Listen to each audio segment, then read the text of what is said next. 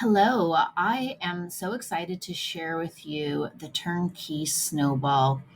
Now, I just wanted to say that this is for demonstration only. The math is not a perfect science. And the reason being is because everybody's going to have a different purchase price. Everybody's going to have a different down payment. Everybody's going to have a different cash flow. And I also did not link this chart to an amortization schedule, meaning the time frame that the loan is going to be paid off by the lender. So I did look at an amortization schedule and I made some pretty good guesses, but I just want to preference this and just say this is for example only to show you what it would be like to own a portfolio of 10 houses and what it would look like for you and how soon you could retire. Now, when I say retire, it doesn't mean you necessarily have to retire and quit your job. But for a lot of people, it just means having financial freedom to do what they want, to make the decisions that they want. So that might look like quitting your job. It might look like keeping your job, but cutting back your hours. Or it might look like keeping your job because you love it. So let's dive into this. So when I use the word retire, it doesn't mean that you have to retire. Again, I'm just kind of throwing these terms around to simplify things. So the first thing that we are going to do is we're going to look at this purchase price up here in the left-hand corner. Now, these are just average houses that I know that you can get that are considered turnkey, meaning they are already remodeled, they're managed by a professional property manager, and these are in markets like Birmingham, Memphis, Kansas City, Ohio markets like that where you can get really good cash flow, nice appreciation, and also affordable prices.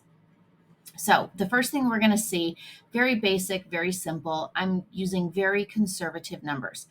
Now, year one, the cash flow on this property might be $279. Year two, it's going to go up. If we look all the way up here, year 10, it has gone up quite a bit. And why is that? Well, I have plugged in right down here, I've got rental increases at 3%. That is a national standard. Now, some markets, the rental appreciation might be more, some might be less. I'm going to use a national standard. That means every year your property manager has the opportunity to raise the rents. And so that's why every single year you will see an increase. That is assuming your property manager raised the rents by at least 3%.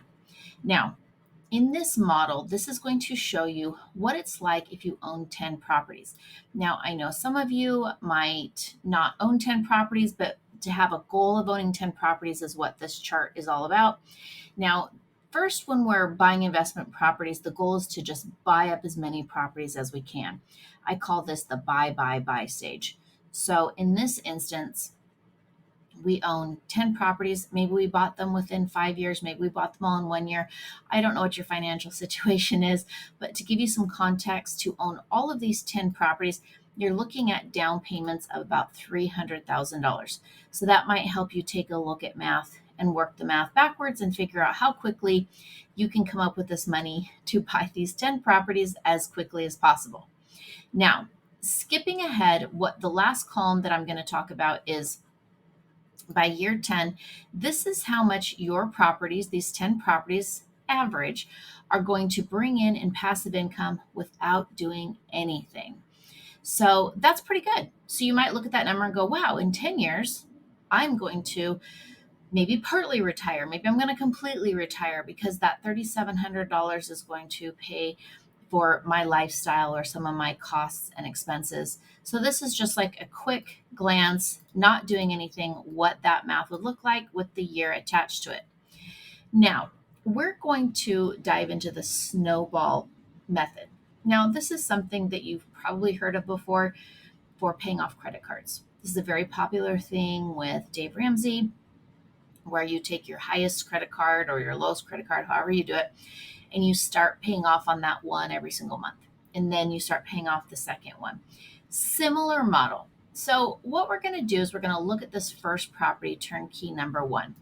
Now, if you look over here, year one, we have these 10 properties and we've got this $2,800. So what we're going to do every month Now, you don't start doing this until you have hit your maximum amount of properties that you want to own. You're not going to do this when you own 2 properties. You're probably not going to want to do this when you own 3 properties. You're probably going to want to wait and do this till you have at least, maybe 10 properties. That's what's more popular. And maybe you only want to own 5 properties. You can do it at 5. But generally, in this example, I'm doing the 10 because that's what's most common. So what you're going to do is you're going to take this $2,800 and you're going to dump it into property number 1. So every month you're going to take this money, put it in property number 1. So you're going to send it to the lender and you're going to say, this portion of it goes to my mortgage payment. The rest of this is going to go to the equity pay down. And sometimes you have to tell the lenders to do that. So every month, boom, boom, boom, it's going to go right over here into property number 1, this amount every year. It's going to take about 2 years to pay off this property. And then guess what? This property is now paid off free and clear. And now this property is bringing in $874 a month in passive income. And that's because there is no mortgage payment anymore. So now you're going to see that this property or this portfolio is now bringing in $3,600 a month. So now what do you think is going to happen? So now we're going to take this money and we're going to pay off property number 2. Okay. Now, property number 2 is going to get paid off pretty quickly. It's going to be a faster process because this is a lot more money. So it'll get paid off in under 2 years. Now, what is going to happen is we're going to look over here at year 5. Now, all of a sudden, and still look at you guys, we're tracking these rental increases. This property just went up in cash flow because we've got rental increases. So now by year 5, it might be year 4, it might be year 5, depending on how you're exactly how you're doing it. Now all of a sudden, look at this. You've got 2 properties free and clear. Now look at the cash flow on this one, $4,400. Now the process is going to go really, really fast because now you're going to be almost doubling what you were doing over here. So it's going to take a lot less time to pay it off. So then it's going to go to property number 3. And then the next one is property number 4. You're going to have each of these properties paid off by taking all of that money, rolling it over to the next one. So now this is where the math gets a little bit tricky because there's a pretty big gap in here between year 10 and year 15. I left that gap on purpose because really it depends on your portfolio size and it really just depends on what your cash flow is. The most common is going to be year 10 to maybe year 12. I just did year 15 just to kind of jump ahead a little bit more. Somewhere in year 10 and year 12, you are most likely going to be able to retire fully and replace your income. So what we're going to look at now is year 10 doing this snowball. Okay. Let's just say you paid off most of your properties, but you still have 3 or 4 you haven't paid off. You can stop doing the snowball right then and there if you are happy with this income. Your property is bringing in $7,800 a month in passive income. Boom. If you're happy with that, done. And what's cool about it is we can even look further. Let's look at year 4 because this is a really important year because the math is almost identical year 4 as it is up here. So remember, up here, this is where we are not paying anything off. There's no snowball happening here. You're not doing anything. And this is your passive income. Now, if we look down here, you're going to see that year 4, the math is almost the same because you paid off one of the properties. So that's just, I don't know. I think that's really cool to kind of look at because if you want to continue snowballing, and let's just say you want to retire in 6 years, that's how much more you can be making, and then you can continue doing this to pay them all off. Now, if you don't need this income to live off of, then you can continue to the snowball. But the minute you start taking this money as income and you're not paying off the snowball kind of stops. Now, the property is still being paid for because you still have cash flow coming in that is already this cash flow number right here, all these cash flow numbers that you see, that is the profit. Okay. That is after all expenses are being paid. So this is your profit. So your taxes, insurance, mortgage, everything is already taken out.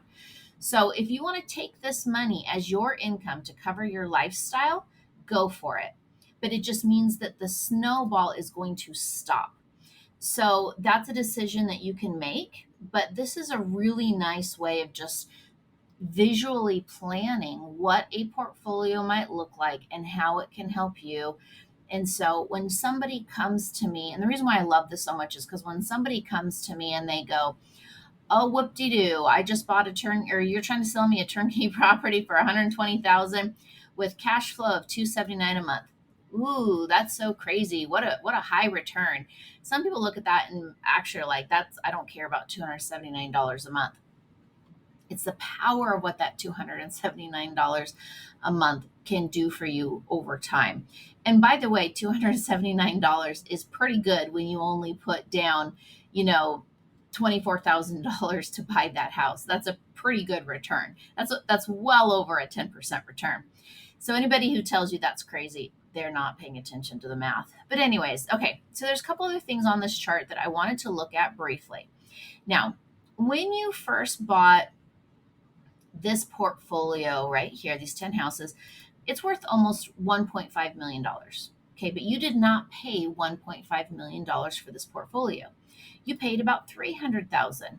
Now, this doesn't include closing costs. We're just talking about the down payment. So so because you're using leverage in a lender, your portfolio is worth 1.5, you only paid 300, which by the way is phenomenal. You cannot do that in any other type of an investment out there. You can't walk into a bank and say, hey, I want to borrow money from you so I can invest in the stock market. Like that doesn't happen. But real estate, you can do that because it is an asset that goes up in value. They're not making any more land. The bankers know that, the lenders know that, everybody knows that. They know it's going to go up in value, so they know their investment is secure. Is your investment secure in the stock market? No, it is not a hard asset that is tangible. It is a random note flying in the air that is not attached to anything.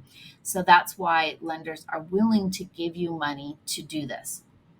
So now, what I wanted to draw your attention to, if that isn't enough, that's pretty freaking awesome. Let's look down below. So I took this portfolio and we're down here now. What would this portfolio be worth in about 5 years? Now, to get to that number, I used an average market appreciation, which is very, very conservative at 4%. Okay. Now, I use this number because a national average is 4 to 5%. Some markets is much higher and some markets are much lower. Not much lower, maybe 2% is kind of the lowest in the markets that I would recommend. But you might own properties in a market where it's 7%, 8%, 10%. That's great. That means your portfolio is going to go up in value even more faster. But I'm going to be very, very conservative, and I used 4% here. So in 5 years, your portfolio is worth $1.8 million. Now, did you have to put more money down on this portfolio? Absolutely not. You still only put down that $300,000. Okay. Now let's look at what your portfolio is worth by year 10. Okay. Your portfolio is now worth $2.5 million by year 10. Again, I'm going to ask the same question. Did you put more money into it? Nope. You still only put in that $299,000. Now let's look at year 15. Almost $3 million. And that's only because you let it sit and because it went up in value. And again, I'm only accounting for 4%. It's most likely going to be higher than this. So the same question again. Did you put more money into it? Nope. Still the same $299,000, your initial investment. So now what we're going to do is we're going to scroll down here, and I put together a really quick little worksheet for you. And basically what I did is I want you to plug into this box, what is your replaceable income after taxes? So what is the amount that you are trying to get to be able to quit your job or replace your income, whatever you're doing? And I want you to put in the after taxes number. So let's say you make $8,000 a year, they take out, or a month, they take out taxes, whatever you bring home, whatever you actually get in your pocket, in your checkbook, in your bank account every month. What is that amount? So put that amount there. Then what I want you to do is go down to this working costs tab. I'm down here at the bottom. I want you to click on that. Now, this is very, very quick. Again, this is not exact science, but what I want you to do is put down expenses that you no longer need when you are retired. So let's just say you have a car because you have to commute. And let's just say you quit working and you don't need that car anymore. So that's a car payment gone. Car insurance, gas, work, clothing, daycare, lunches. You got to lunch, business meetings a lot or something. And this is every month, by the way. Maybe you spend $100 a month on coffee. I don't know. So here's the total. Then we're going to add in costs that you are going to have to pay for when you are no longer working. So if you quit your job, they were covering insurance for you, but now you have to pay for it. So I just threw in $2,000. Phone, maybe they were paying for your cell phone and now you're going to have to cover it. So there's going to be a difference here. For some people, it's going to be positive. Some people, it's going to be negative. It doesn't really matter. It's not good or bad either way. It's going to equate to what you're going to need to know for your retirement number.